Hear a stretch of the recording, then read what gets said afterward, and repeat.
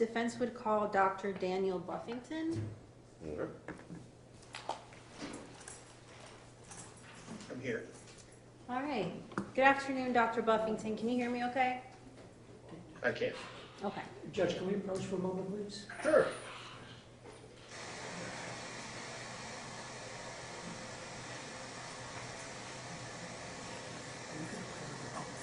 Oh, of course. Oh, yeah. I just want to turn, I was going to mention, get the volume going. What's that? Yeah, turn the volume. You're just sort of getting them squared away. Okay. If that's what you'd like to do. Yeah. You don't have to. You just got to hear you. Yeah. All right, Dr. Buffington. Yes, sir. Hi, it's Judge Rudisell. I know you can't see me. And we got a clerk just off the screen, or at least I don't think you can see me. We do have a clerk. No. No, I think you might be able to see my part of the computer screen. There we go. That's my hand. All right. To my right, so totally off screen from you, we've got deputy clerk, and she's going to ask you to raise your right hand, and then you get you sworn in. Okay. So if you would please go ahead and raise Yes, your sir. right hand. Do you solemnly swear or affirm the evidence you're about to present will be the truth, the whole truth, and nothing but the truth? I do. Thank you. All right. Dr. Buffington, could you just state your name again and spell it for the digital court reporter? Yes, Dr. Daniel E. Buffington, D-A-N-I-E-L. Buffington is B-U-F-F-I-N-G-T-O-N. Okay, thank you. And where do you work? I'm on faculty with the University of South Florida's Colleges of Medicine and Pharmacy, and also have a specialty practice in Tampa called Clinical Pharmacology Services. Okay, and how long have you been doing that? 30-some years, 35 plus years. And what are some of your duties at your place of employment? So on faculty, I am responsible for teaching both pharmacology and toxicology. I am also responsible for various committee work, academic curriculum committee, and also specialty projects and research.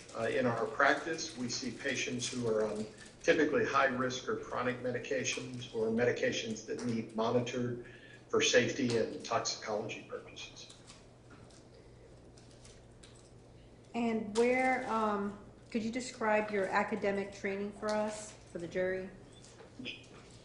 Yes, I did my undergraduate training in biology and biochemistry at the University of South Florida in Tampa.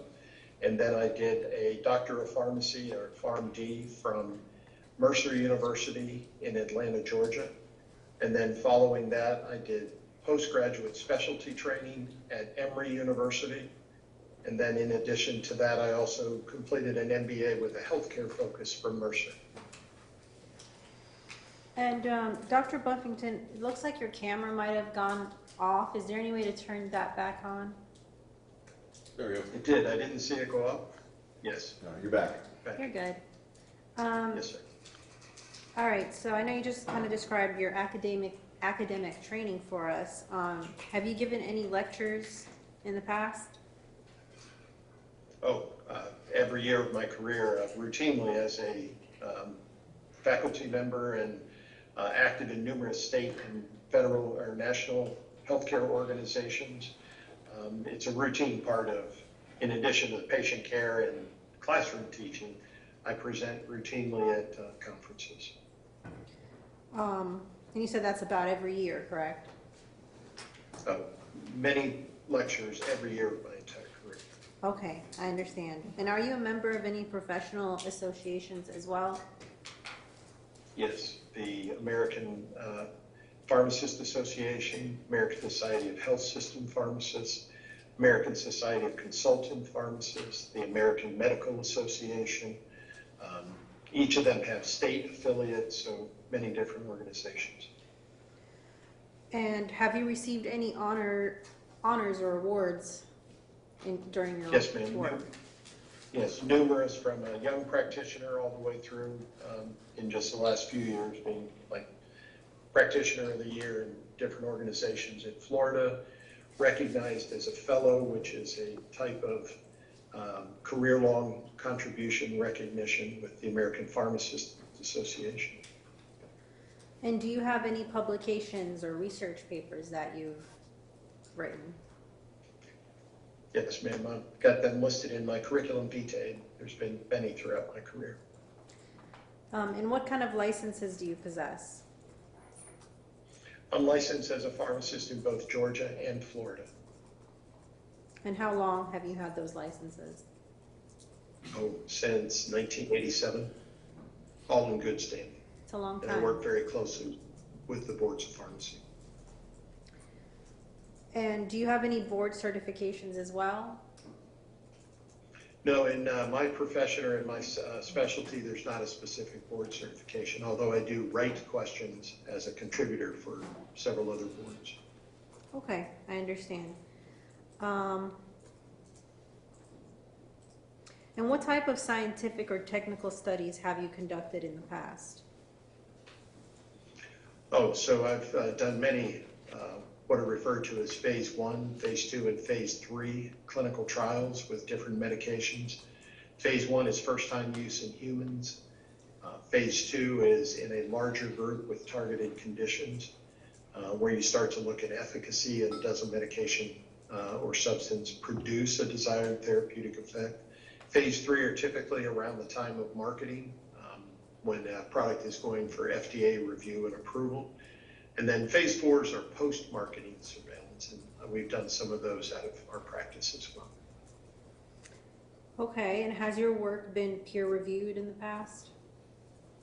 Yes, ma'am. Peer reviews, you can look at that two ways. If it's a clinical trial, the peer review is referred to as an institutional review board, and those are groups that look at safety, the efficiency, the proper biostats that you're using to track your outcomes. And make your final findings. In publications, that peer review is an editorial panel. And yes, my publications have been reviewed as peer review prior to publication. All right, thank you. And then, I guess, how many years of experience would you say you have overall in the field of pharmacology and toxicology? I think I'm at about 37 years now. I think you answered that previously. And were you retained by the defense in this case? I was. I think originally by a different council member, who's attorney who's no longer with the department, and then picked up by Mr. Schoenberg. And are you being compensated by the defense in this case? Yes. Okay.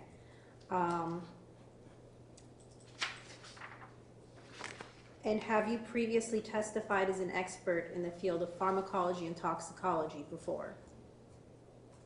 Yes, since the early 1990s, and it's been many times. I guess if you had to put a number on it, and I'm sure you don't keep track of this, maybe, but how many times would you say you testified? Not a precise count, but I would guesstimate somewhere around 500. And that, when you say testify, that can mean, my understanding is the definition can mean either deposition or courtroom trial. So I think that's a pretty good guesstimate. Okay, so that's kind of overall. Does that include cases involving criminal allegations? It does. Criminal, civil, family court, military court. And how many state jurisdictions have you testified as an expert in pharmacology in? I don't have a count, but at this point it's probably half the states over the years. Okay. And what about toxicology? Is it kind of the same thing? It really is. So toxicology is really a subset. If you study pharmacology, you're studying medications, substances, human proteins or hormones, things that are given back to someone to treat a particular condition, symptom, or in fact, maybe to prevent.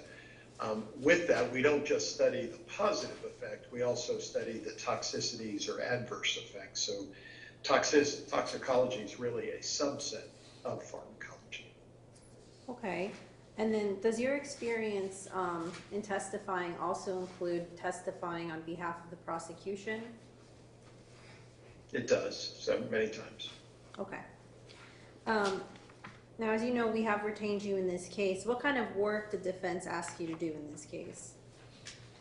Specifically, it was to identify, in this case, there were laboratory samples obtained at and around the time of the motor vehicle incident that took place in, I think it was it 2021.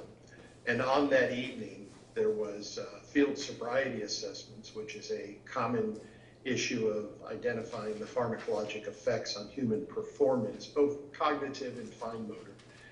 So there was the physical observations by the officers, and then there were later that evening, there were just past midnight, so on to 3:30 of 2021, there was a blood drug screen, which is a panel. So it doesn't test for every substance possible, but it is looking for common substances that may appear in an individual's bloodstream that may cause impairment or toxicities. And in that particular case, the panel showed two substances, one of which was positive for methamphetamine. The other substance was amphetamine, a closely related chemical structure. Okay, and we'll get to the results a little bit later. We can talk about them. But as part of your work in this case, I think you stated you reviewed the body-worn camera footage as well, correct? That is correct, from around the time of the roadside incident. Okay, and that's the police report as well? Yes. Okay, and any statements of the witnesses that were there, did you review those? Yes, And what including about a report by the Mr. Kraft's family, and then I think there were some other reports as well, other experts. and those reports, are you referring to the medical history of Mr. Kraft as well? That is correct, by Dr. Ryan Hall, Hall. Yes. Okay.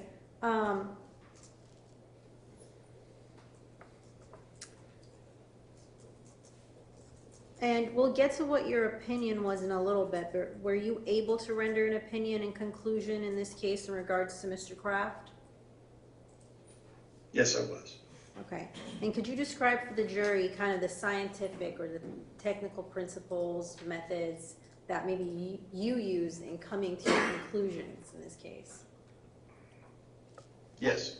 So in this process, whether you're sitting with a patient in an exam room, in an emergency department, in a rehab center, in any of these, or in these cases, even with a post-review of records, what I'm looking for is the ability to determine the individual's past medical history, past psychiatric history, past substance use disorder history, then to look at what medications that the individual was taking at and around the time. And then in addition to that would be, looks like I can't,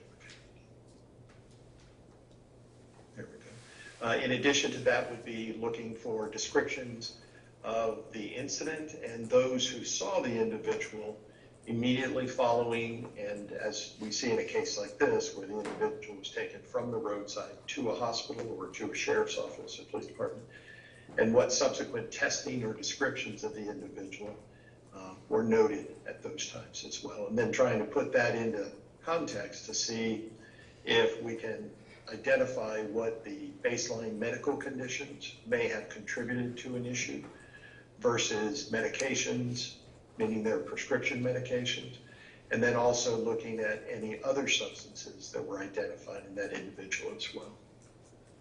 All right, and then did you prepare an illustration that you would like to use as a demonstrative aid to kind of help you explain this to the jury? I did. I think there's about 7 or 8 slides that might be helpful to explain the sequence of my review and then ultimately my opinion. Okay, well, if you don't mind pulling that up, I'm going to try to show it to the jury, and just give me a few seconds. We can kind of move on.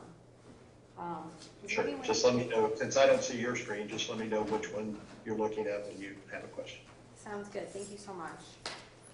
Is there any way to turn this around? Thank you.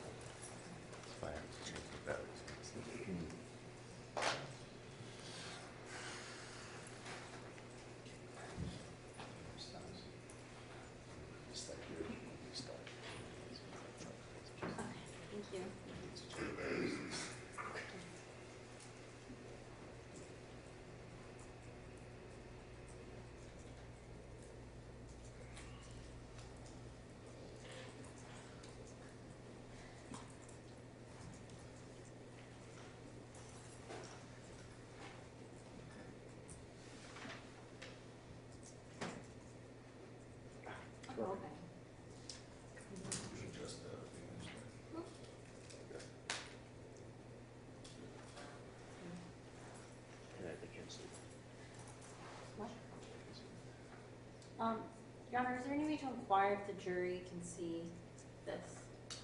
Yes. Members of the jury, can you see this? Not clear. No, not good. So do we need to make it bigger, or do we need to work on the focus? The focus. Yeah.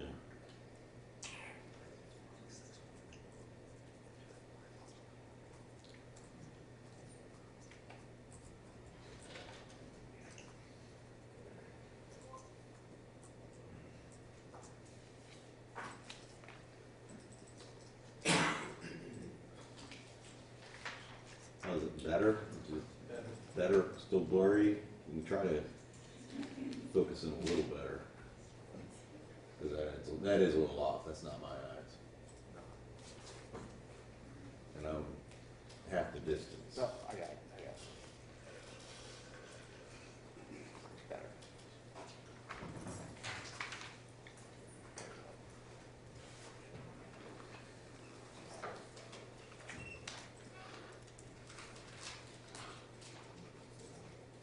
Judge, did you ask them if she's a little better? It's better. The size compensates a little bit for the blurriness. So if we can make it big, then it doesn't have to be quite as clear. I think this is the best it's gonna get. All right. All right, so Dr. Buffington, we're on the first page, not the cover page, but the first page of the slides. Could you explain to the jury kind of what that talks about, and I might ask you a few follow-ups. Is it titled Case Background? Yes, it is. Yes. So this would be no different than sitting down to identify a 5,000-foot description of a case, whether it's a patient in an exam room or in this particular case. So we had a 37-year-old male, height 6'10", 180 pounds.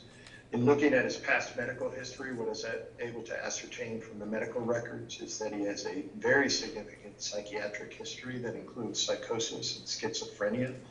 Those are conditions that are associated with delusions, hallucinations, paranoia, anxiety, that he had been treated with multiple times, and also in that showed the difficulty. We can often look at the types of medication that an individual is on and identify the fact that it's not something that was mild or introductory. He was on some very substantial medications.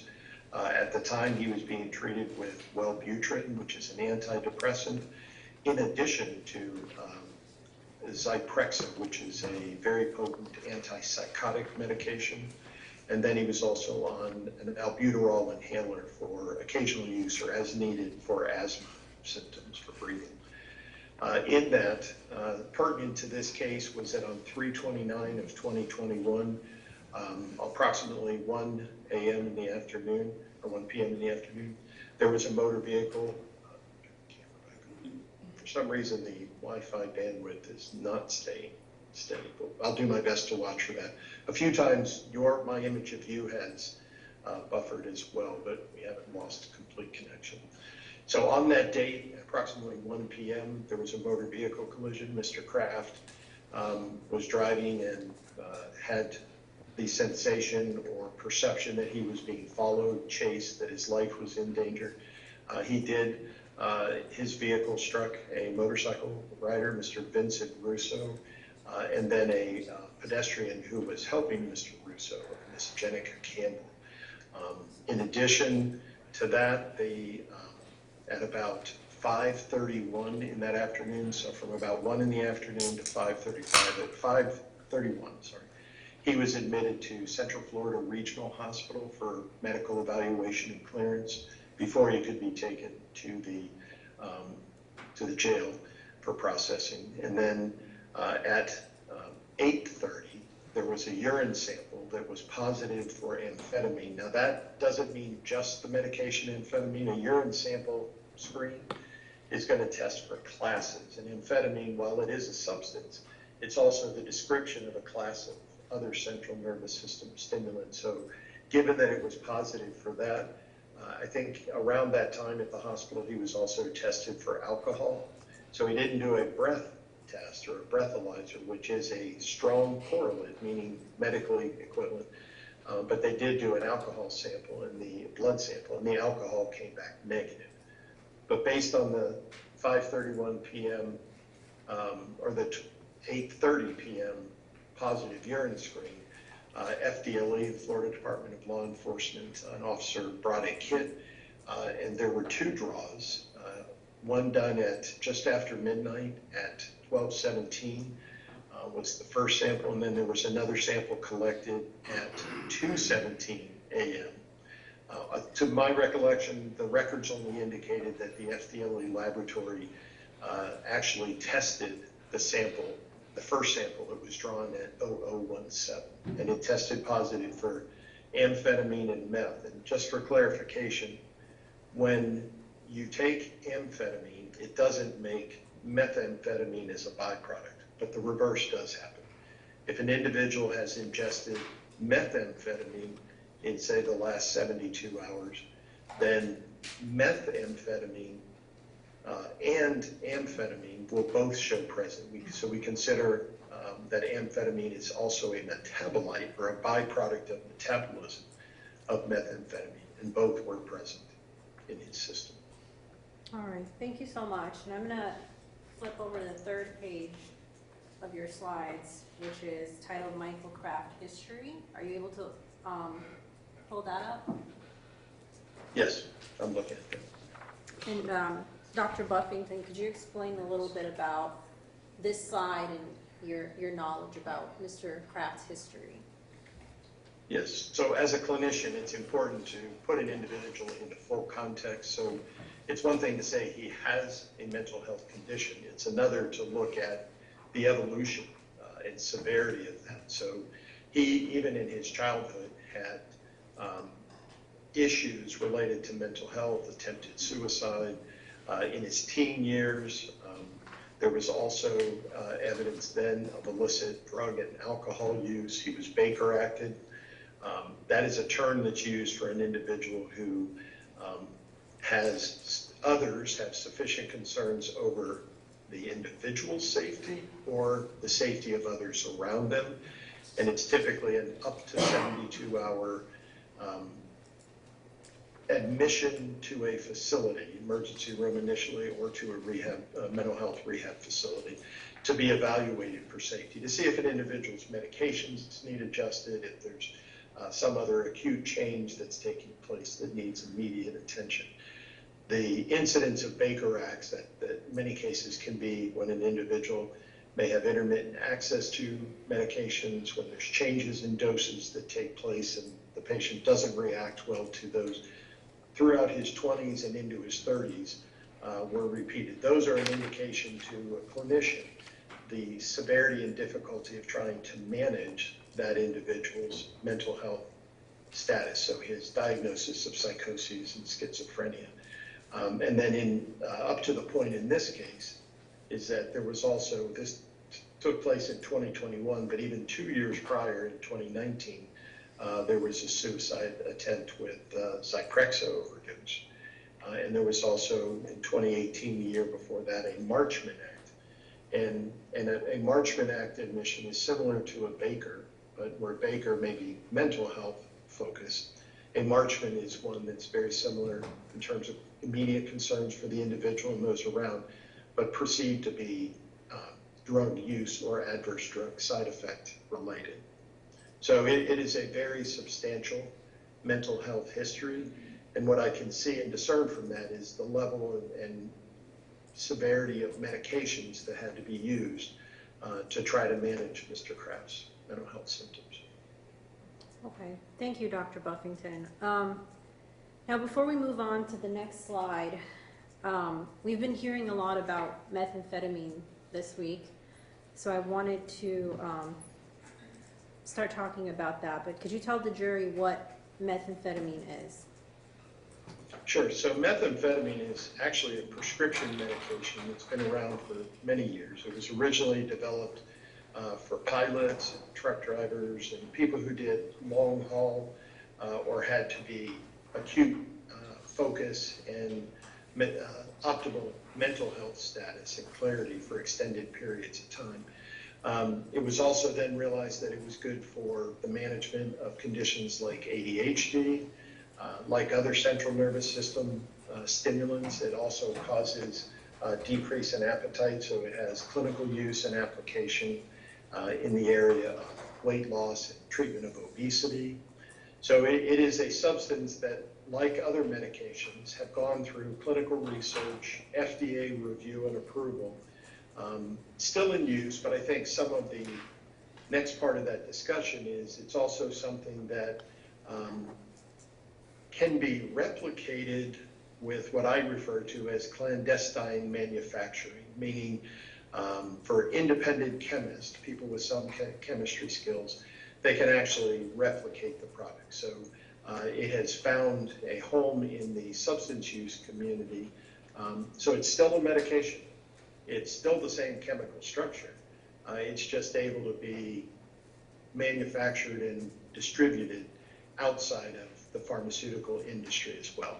But again, it's still the same chemical. If it's in your body doesn't know if it was made by the manufacturer or if it was made by somebody external.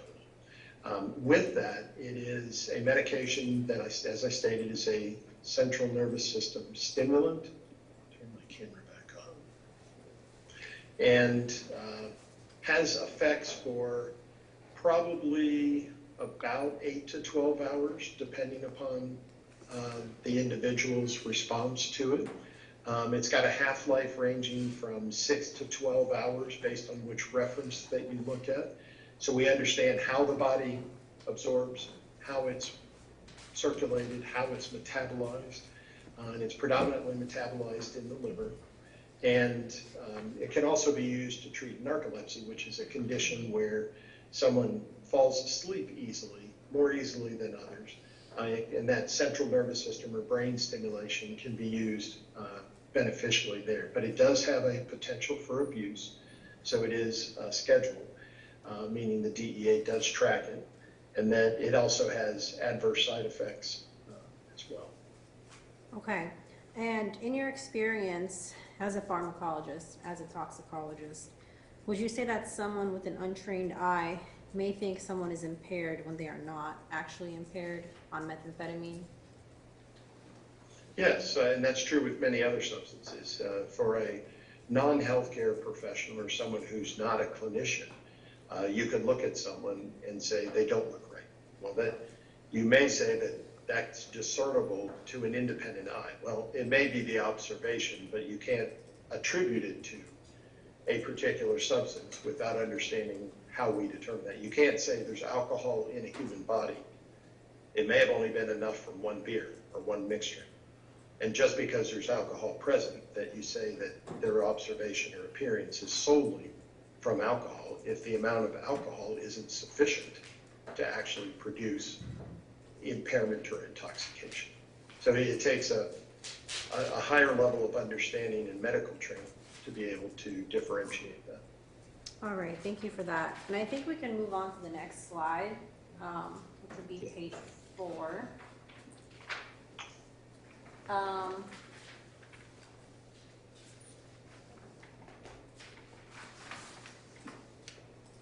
Okay, so as to, I guess before we get there, but you were able to review the lab results in this case, correct? I did. Okay. And were these the results of the blood work taken from Mr. Kraft? Yes, you'll notice on the report, I've got a copy here with me as well. You'll see under the left side where it says evidence, FDLE item number, it's in small print. There's JS1 and JS2. You see that on the left side? Yes. Just above results. JS1, when I went back through the medical records, corresponds to the blood sample collected for FDLE, for the officer who was there asking for a sample to submit to the state.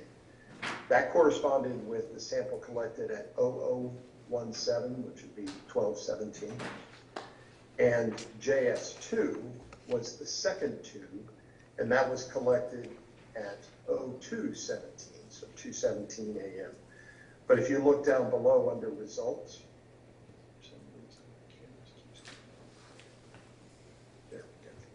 If you look below, it's acknowledging that the results were only, the test was run on tube 1, JS1, and not the second tube. And in that, it was identifying 2 substances that came back positive out of the drug screen panel on the blood sample, and that was for methamphetamine at 62 nanograms per mil and amphetamine at 25 nanograms per mil. Right, so that JS1, that's the specimen taken around midnight, correct? Yes, ma'am, just after midnight. Okay. So looking at these results, could you tell the jury what the results tell you about the concentration of methamphetamine in Mr. Kraft's blood?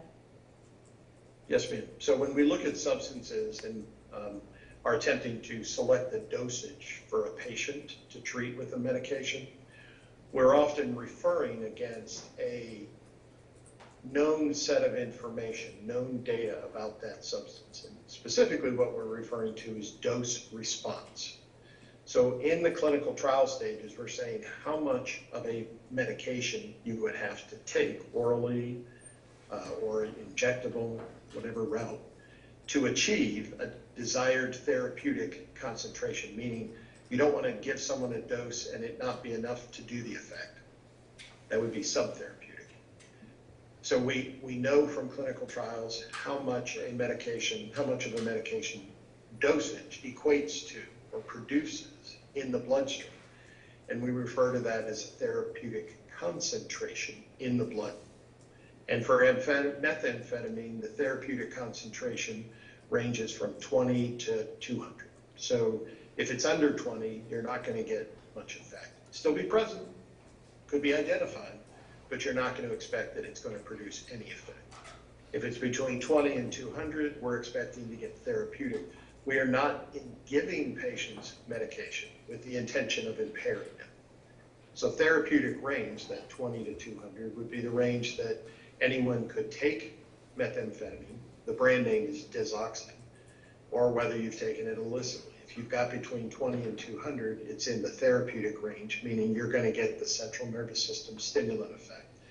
What we use for treating ADHD, what we use for treating obesity and as an appetite suppressant, in that range. We do not expect to see significant adverse side effects or even toxicities until levels over that.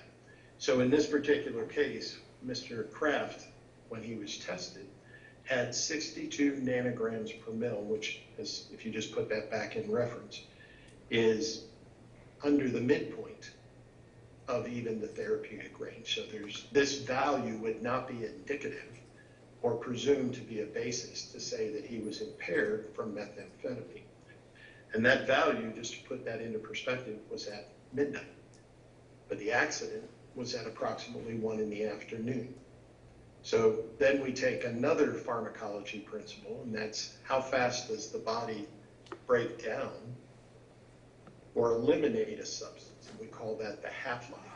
So even if you use half-lives range in reports from 6 to 12 hours, so even if you use a midpoint on that, that would mean how long does it take to decrease a concentration by 50%?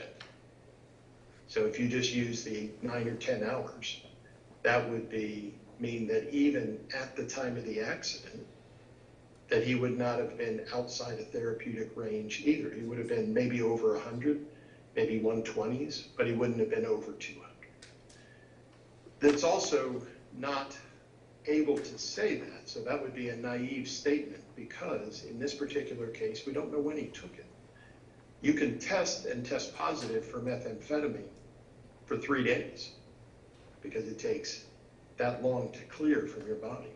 So in this particular case, we can be certain he was exposed to it or ingested it, but we can't state when he took it. So asking to back up by the 10 hours still doesn't provide any certainty or confidence to the court for decision making that he would have been over it. If he took or was exposed just prior to driving, then he wouldn't have even been barely registerable. It takes up to 2 hours to circulate. So we don't know if it was something from 2 and 3 days before, We don't know if it was something from 30 minutes or an hour before. In other words, we can't really perform what are called retrograde calculations if you don't know any of the facts. Anything else would just be pure speculation.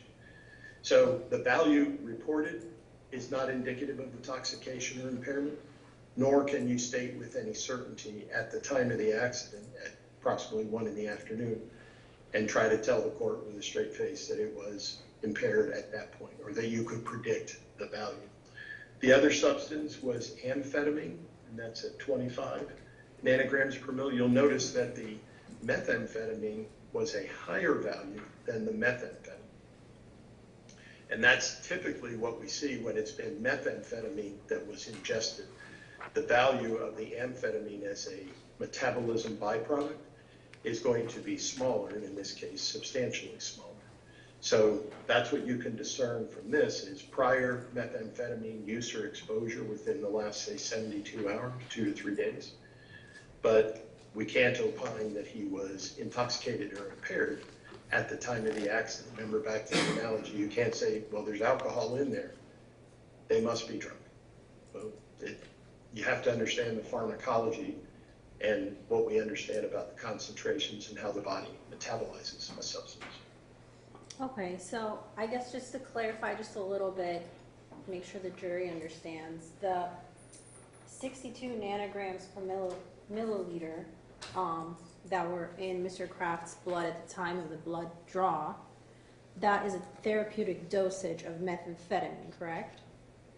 Yes, it's present and may be having a pharmacologic effect, but there would be no expectation, presumption, or ability to speculate that it was causing impairment or intoxication. Okay, and I mean, is there a difference between methamphetamine levels in your blood depending on whether the methamphetamine has been prescribed to you or whether it's being used as an illicit, illegal substance? No, that would be a very naive statement. The chemical structure is the chemical structure. Your body can't discern the difference. So if it comes to you via a prescription and filled at a pharmacy, or if it came to you from someone who independently understood how to make the same chemical structure, there's no difference to your body. The only thing that counts in your body is how much of it is present. And in this particular case, it would not be sufficient to use as a basis to state that he was impaired or intoxicated. And at the time of the accident, I believe you said your opinion, although we don't know when Mr. Kraft took the substance, obviously, you know, it could stay in your body for up to 3 days or in your blood for up to 3 days, as you said. At the time of the accident, is it your opinion that it would have been a therapeutic dosage as well? Yes, even if you assume he had fully absorbed it prior to the accident, backing it up by the half-life calculation, which I wouldn't do or say anyone could do, it would be medically inappropriate to try to say that. But even if you did, as a hypothetical, he still would be in the therapeutic range. He wouldn't be outside the range. All right, thank you, Dr. Buffington. And I'm gonna flip the page.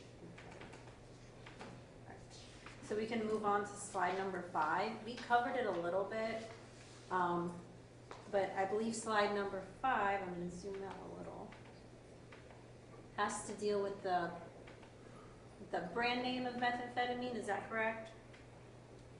Well, it's really, I mean, I list the brand name on there, but it's, again, this methamphetamine is the same chemical structure. Your body can't tell who made it. It's literally the same structure. If you had 2 of me in the room, you would not be able to tell the difference. I'm still going to be me. So the other nickname for that is speed, whether it came out of the 60s, but whether it was prescription and overused or abused, or whether it was illicitly prepared and overused. That's another common term, colloquial term. Okay, understood. I'm going to go ahead and move to the 6th slide, which Yes.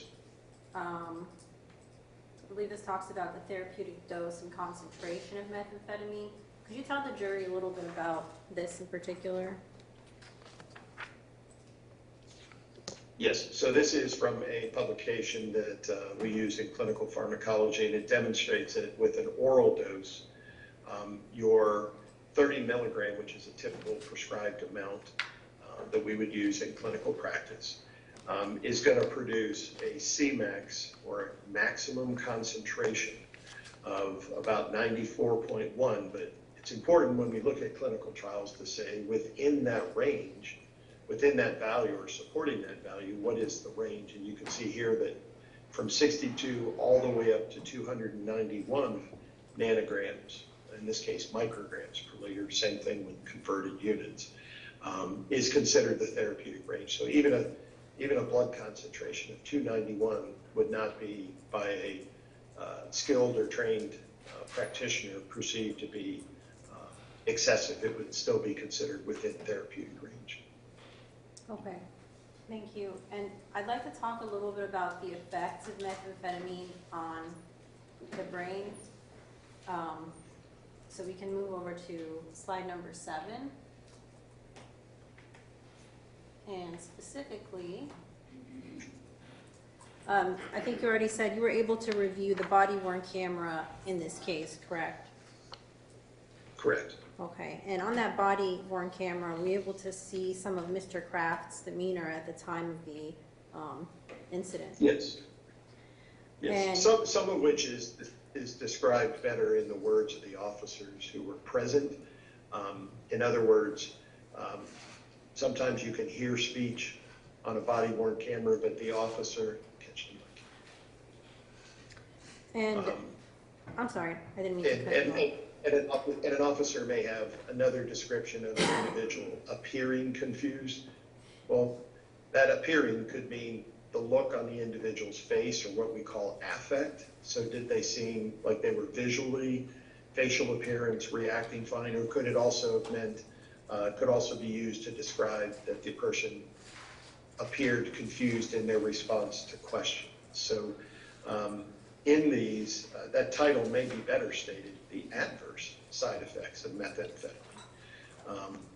You can look and you can see somebody may have some short-term improvement in their cognitive status, but they may also have some confusion or some fatigue, making them look tired or not 100%. They may have euphoria, they may have altered moods, altered mood swings, in some cases not appropriate, consistent with what an officer is looking to see. Remember, an officer is not diagnosing someone at a roadside. They're looking for cues, cognitive and fine motor cues, out of concern for driving safety, and then moving someone forward for a laboratory testing if they feel that their level of suspicion of observations are there. They're not a clinician. But so there's a wide variety of cognitive and physiologic effects that you might see from someone who's taking methamphetamine, even for prescription.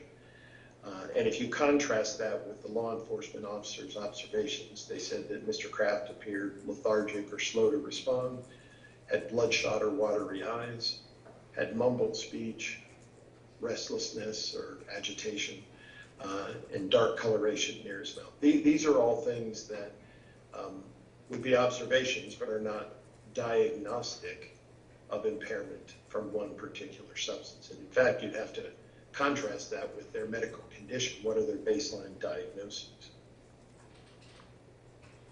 So Mr. Kraft's baseline would be something very important for the officers to know when evaluating and making these observations, correct?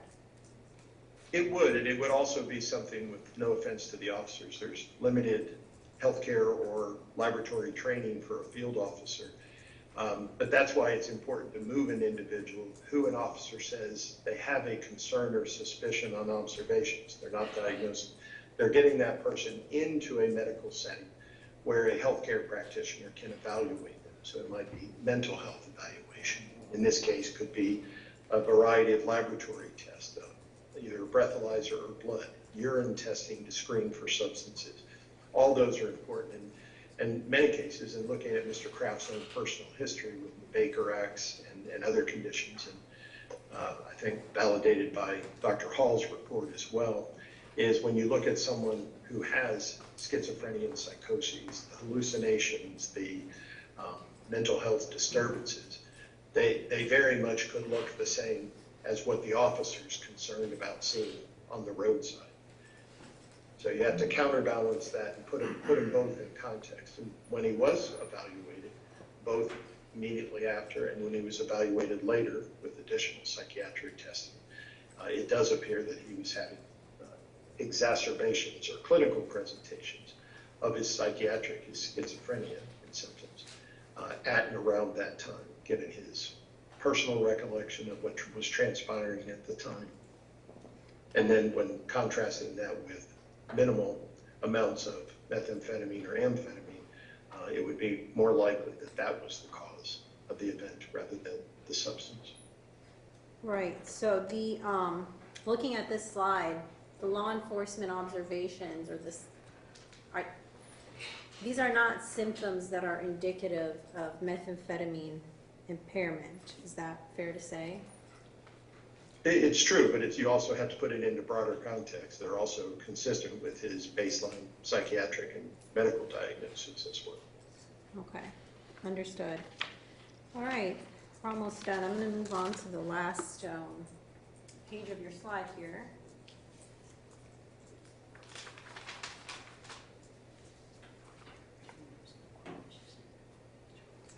Okay, and ultimately, Dr. Buffington, were you able to render an opinion as to the level of impairment in this case? Well, yes, my opinion is that based on my professional training and experience, that you would not have any certainty to state, it'd be insufficient evidence to state or support the speculation that Mr. Kraft's normal faculties were impaired as a result of methamphetamine or amphetamine ingestion at and around the time of the accident. And that's because the published therapeutic range, he was not outside that range, so we would not expect adverse side effects or impairment. The methamphetamine levels that he experienced were below the ranges that we would expect significant changes in behavior, and that you would not be able to differentiate or discern impairment from methamphetamine from his baseline medical condition. So given the severity of those, the level of his medication treatment for his psychiatric condition, and the appearance of symptoms at and around that time of delusions, hallucinations, that it would be more likely the baseline psychiatric conditions and not able to opine that it was from methamphetamine or amphetamine. So I guess just to kind of clarify in conclusion, it would be your opinion based on everything that you evaluated in this case that was provided to you by the defense, that Mr. Kraft was not, his normal faculties were not impaired. Is that right? Not impaired from methamphetamine. They may have been from his medical conditions. Correct. But that were the impetus, but not that you could opine that it was impairment from methamphetamine. No, ma'am. Okay. Judge, may I just have maybe 30 seconds? Yeah, of course. All right, I don't have any further questions at this time. Thank you. All right. Thank you. State, cross-examination? Or do you guys need to take a break? I'm sorry? I say, are you ready for cross-examination, or does anyone need to take a break? Jerry, you good? All right. I have it. Oh. Yeah, thank you. You want the lights on or off? Off. I mean on. Wait. Thank you. All right, wake up.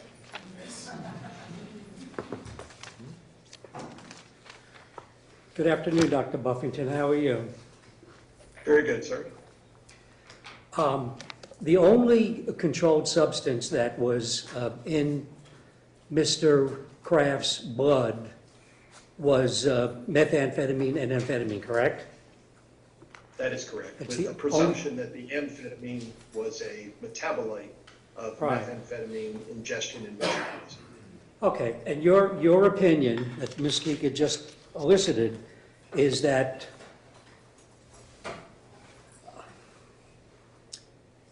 your ultimate opinion was that he was not impaired or under the influence to the extent that he was impaired by methamphetamine, correct?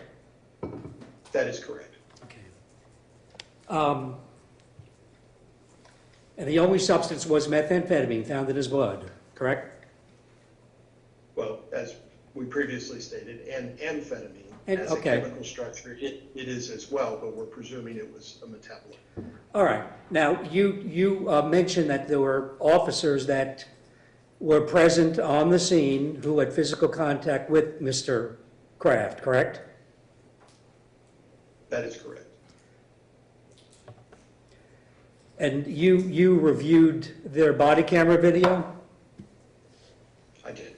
Right. And now, you didn't review their body camera video at the time that I took your deposition on September 19th of 2023, correct?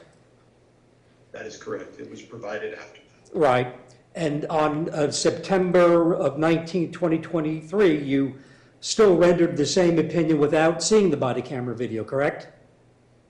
Correct. And as I explained to Ms. Grieca before, that it would not be, would not have changed the opinion. The officers did an adequate description. Okay. But going back to your ultimate opinion, an officer by the name of Christopher French testified in this trial that it was his opinion that Mr. Kraft was under the influence or impaired by some substance. Are you aware of that? I am. That would be categorically wrong. Okay, and his testimony is different than yours, correct? His testimony is what? His testimony is different than yours, correct? Correct. He has no medical training. Another officer by the name of Sean Hill testified that Mr. Kraft was under the influence or impaired by some substance. His testimony is different than yours, correct? Correct. Also would have would have inadequate medical training to make that statement. Another officer testified by the name of Kimberly Roche. And she testified that Mr. Kraft was under the influence of some substance to the extent that his normal faculties were impaired. Her testimony is different than yours, correct? Correct. She would also have insufficient training to make that statement. So you know nothing about her background, correct?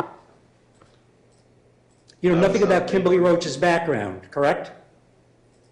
It was not made privy to me that any of them had any medical training. All right, I'm not talking about medical training. I'm just talking about her background. You don't know anything about her background, correct? Yes, they're law enforcement officers, and some of them were what are referred to as drug recognition experts, but that would have been a miscall given what we have as later data in this case. Okay, and you know nothing about Sean Hill's background, correct? It'd be the same answer for any of the officers. And you know nothing about Christopher French's background, correct? If he's a law enforcement officer, it's the same answer. An officer by the name of Gerald Cusimano testified, and in his opinion, Mr. Kraft was under the influence of some substance to the extent that he was impaired. His testimony is different than yours, correct? It also would be speculation and without an understanding of the pharmacology. That wasn't my question. My question is, his testimony is different than yours, correct? That would be obvious, yes. A former officer by the name of Ashley Eller testified, and you know nothing about her background, correct? Correct, but I understand the facts of the case. Right. And she testified that Mr. Kraft was under the influence to the extent that his normal faculties were impaired. Her testimony is different than yours, correct? Correct, and would be incorrect. And all these officers were face-to-face with Mr. Kraft at the time or immediately after the time of the crash, right? Correct? That is correct. And you weren't, correct? You weren't there, Pardon? correct? You were not there, Yes, sir. No, correct? correct.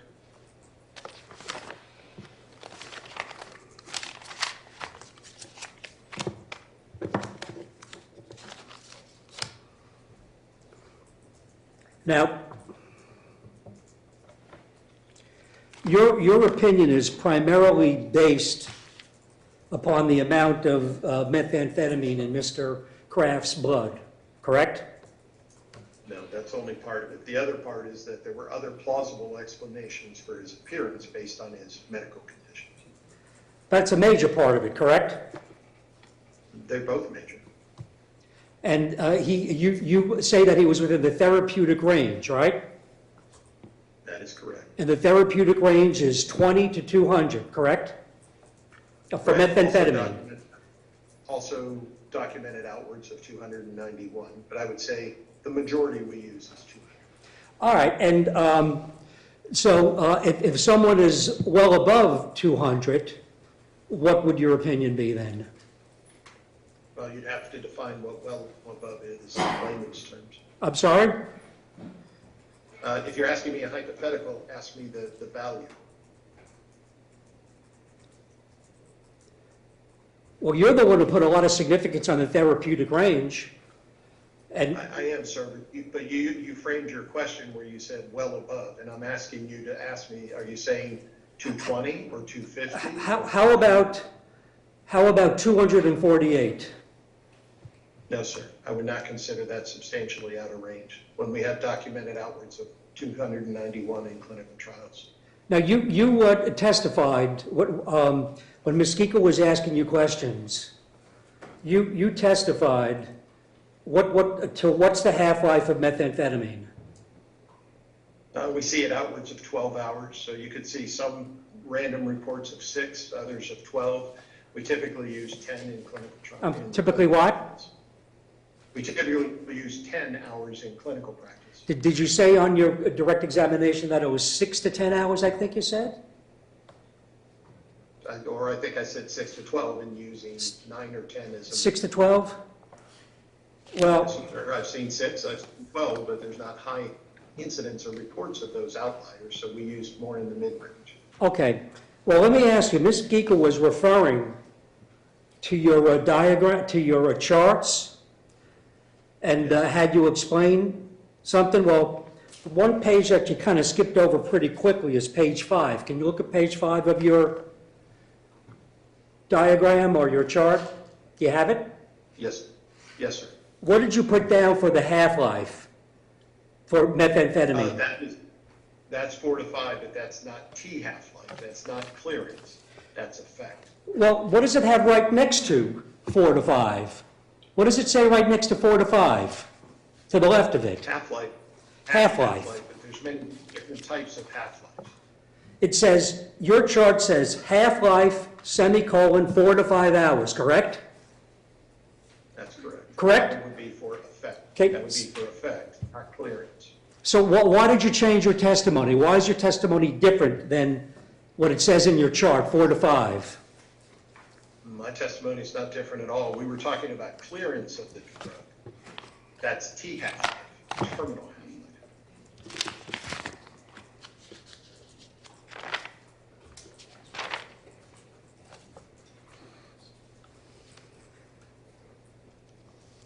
And, you know,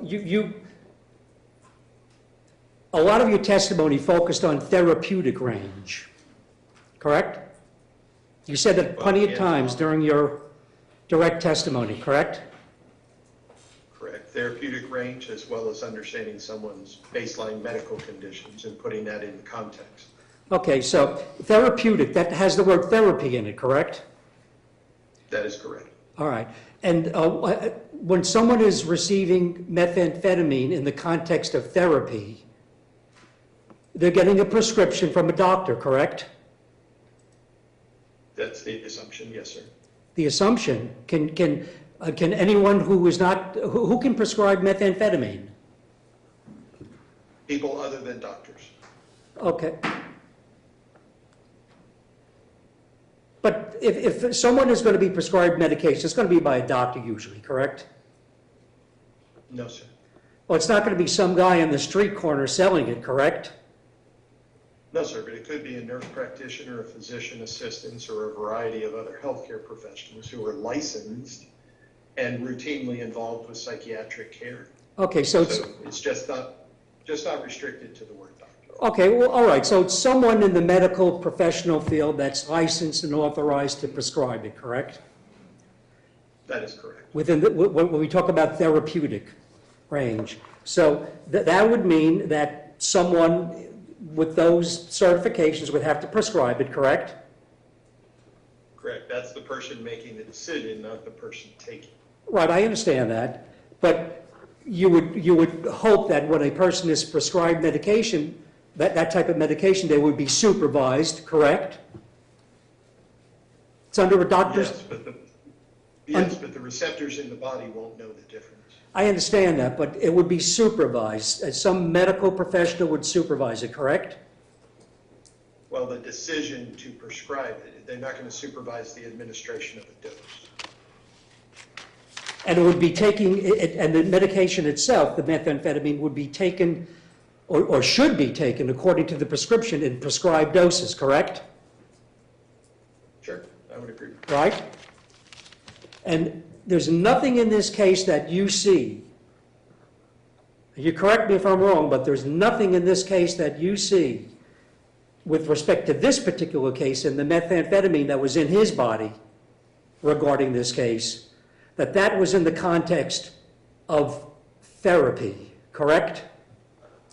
Correct, but that wouldn't change the effect of the drug, the chemical in the human body. Right, so that means that it wouldn't have been prescribed by a doctor, correct? I think we've reached that agreement. Yes. And he probably would have voluntarily taken it. If you mentioned the addiction that he had, he would have voluntarily taken that methamphetamine. He would have got it somewhere, we don't know where, without a prescription, and just took it knowing that he was taking methamphetamine, correct? I would not assume that. I would assume that he took something and had no certainty. When you buy something that's illicit, you don't know what's in it. You could buy it thinking it's one substance by a name and it has something different. So I don't know that he knew he was taking methamphetamine. Okay, but whatever he knew, the substance that he took that in fact was methamphetamine, he took it voluntarily, based upon what you know, correct? Correct. I have no other testimony that says someone forced him to take it in the 72 hours.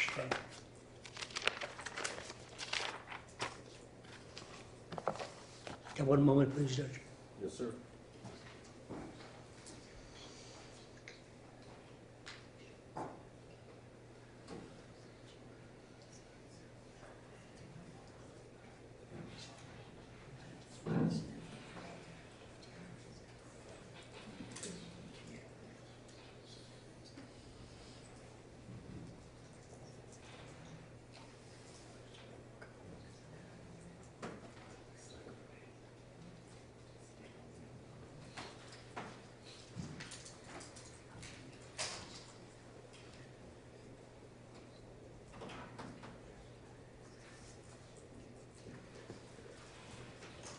I have nothing more, Your Honor. Read it. Very briefly.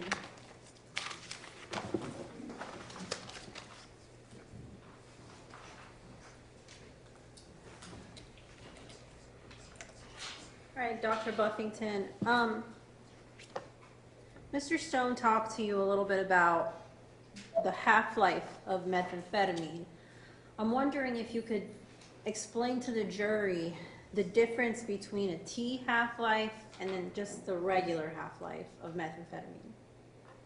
Yes. So when we're looking at half-lives of effect, we're actually saying how long does it take for the effect to progressively become less. You can understand no matter what medication you take, you don't have the same effect from the beginning it's starting at the receptor and concentration to when it wears off. So treatment half-life or effect half-life is the time it takes to drop. I keep adding my camera back in. The time it takes to for that effect to decrease. T half-life or terminal half-life, that's talking about elimination. That's how long does it take for the concentration in the blood to drop by 50%. And we track that on all substances, so we know that once somebody has taken a particular medication, how long it takes for it to be removed from the body. And we typically refer to that as T half-life or terminal half-life. So that terminal half-life, I believe you testified it would be between 4 to 5 hours, right? No, terminal, I would say, would be between 6 and 12. And Yeah. very rare reports of 6 or 12. So if you think of a bell-shaped curve in the middle, that middle point is going to be 9 or 10 hours.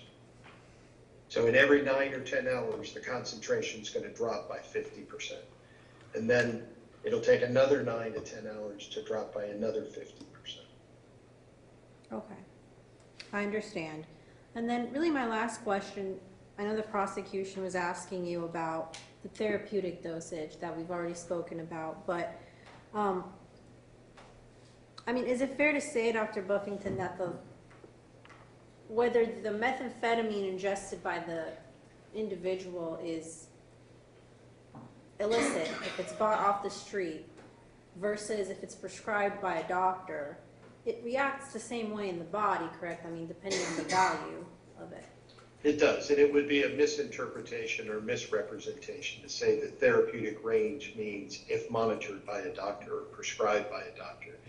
That term is saying at what concentration does the body have a therapeutic effect, meaning is in the range you would use the medication for an expected desired effect. It doesn't matter how the drug got in, what source. That range is a range that would be an acceptable range for a desired treatment effect. Higher than that, as you start to increase beyond that, is where we get into the term of a toxic concentration or a toxic range as opposed to a therapeutic range. So it's absolutely unrelated to the concept of if it was prescribed on a piece of paper or an electronic prescription by a healthcare professional or taken in by an independently made. The chemical is the chemical is the chemical structure. Okay. I don't have any other questions. Thank you so much, Dr. Buffington. Thank you. All right. And now turn to the jury. Members of the jury, do you have any questions for Dr. Buffington? Yes, we do have a couple of hands, so if you would bear with us a little bit more, please. Yes, sir.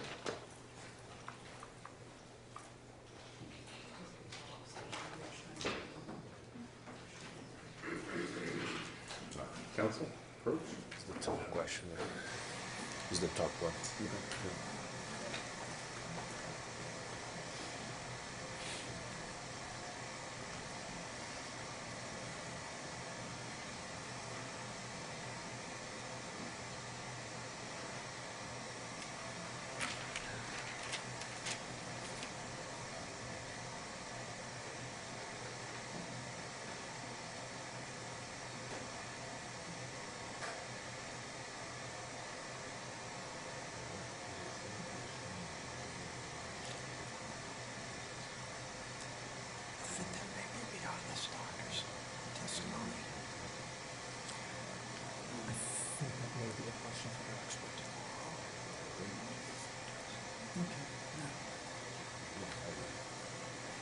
Is that objection or objection?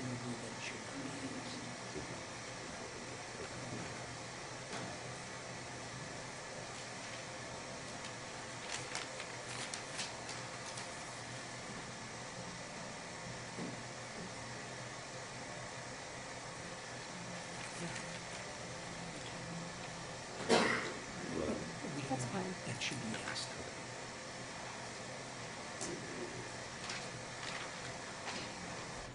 All right. I received two questions for you, although under our rules of evidence, I'm not permitted to direct one of them to you. So I will direct the one that I can direct to you, sir, which is what Yes, sir. are the warnings or directions for taking prescription methamphetamine even at the therapeutic range? So one would be, we refer to these as auxiliary labels. So in healthcare, there's not a single warning or sticker that goes on medication. So if an individual has high blood pressure at the time you're dispensing a central nervous system stimulant, an auxiliary label would be to add caution and check for, monitor your blood pressure more frequently.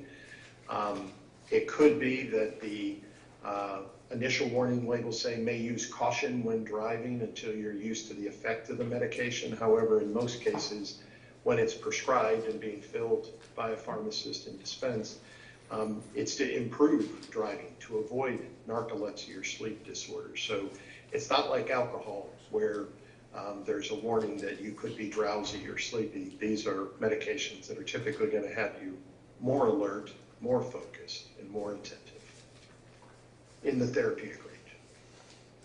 Were there any other questions from the jury? Can you repeat that last part again? I'm sorry. Oh, okay. There has been a request that you repeat that last part, sir. I think that was in reference to, unlike alcohol, where there is a warning that it could make you tired or sleepy with central nervous system stimulants, amphetamine, methamphetamine, many other ADHD medications. They're actually being prescribed to make you more attentive, more awake, more focused, and when they're in the therapeutic range. I'm sorry. Were there any more questions from the jury? Good. Okay. All right. Defense, did you have any follow-up questions based upon that one question? No, Your Honor, thank you. All right. State, did you have any follow-up? Yes. Dr. Buffington, if someone is prescribed Desoxin, that's the brand name of methamphetamine, correct? That is correct. How do they, is that in a bottle or is it, in a sheet with tabs on it? I mean, how would that be given to the patient? Typically in a amber or green bottle for light protection, but it could also be in the manufacturer's stock bottle, meaning the plastic bottle that it came directly from the pharmaceutical manufacturer to the pharmacy. Either are appropriate methods. And are there warning labels on the bottle that advise? Go ahead. Not on the manufacturer's bottles, and typically you have to, not on the amber bottle unless the pharmacist elects to add, and we refer to them as auxiliary labels. So the auxiliary label would be looking at that patient and their conditions and deciding if there is a warning. So say it's a pain medication or a benzodiazepine, like Valium or Xanax. Those, typically any of those as a starting point will tell the patient to drive with caution until they're used to the effects of the substance, but none of those are telling them that they can't drive when they're taking the medication.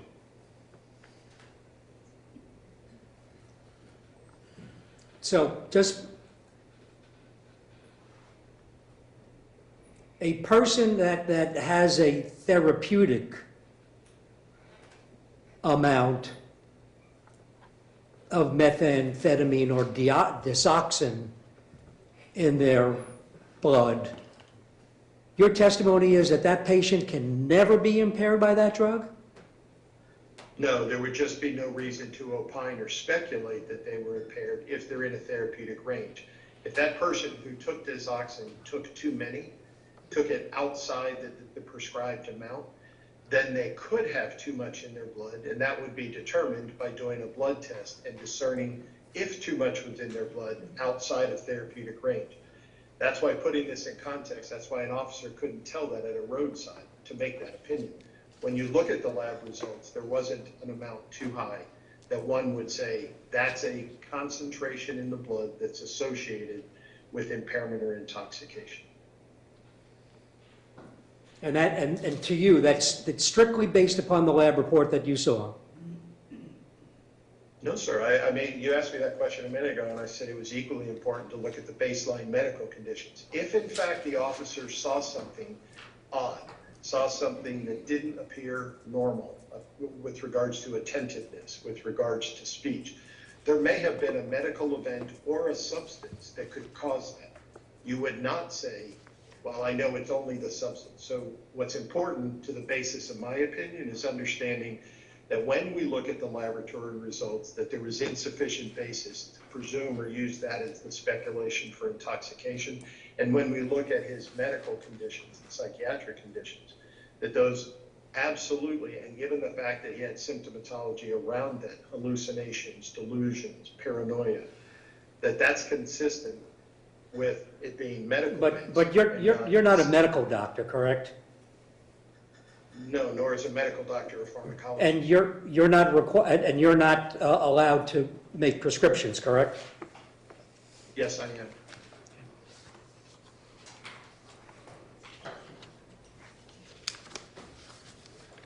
And what you're referring to, I think you used in your deposition, didn't you use the word context?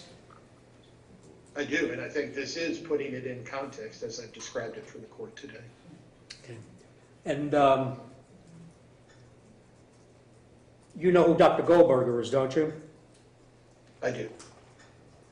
And he testified that Mr. Kraft exhibited all the signs and symptoms and indicators of a person who is impaired and under the influence of methamphetamine. His testimony is different than yours, correct? It is, and that's not supported by the laboratory results, and there's more medical information outside of his scope of training that refers to the fact that his clinical conditions would explain those observations Right. more than it would But an insufficient amount But of the drug. his testimony as well as 6 other witnesses are different than your testimony, correct? Given that they did not factor and understand the pharmacology and toxicology, that is correct. But that's not my question. My question is their testimony is different than yours, correct? It is, because they didn't understand the data. I have nothing further, Judge. All right. May this witness be excused? He can, thank you. Thank you, Dr. Buckton. Thank you, Dr. Buckton. We're all set. Thank you. Thank you. Thanks.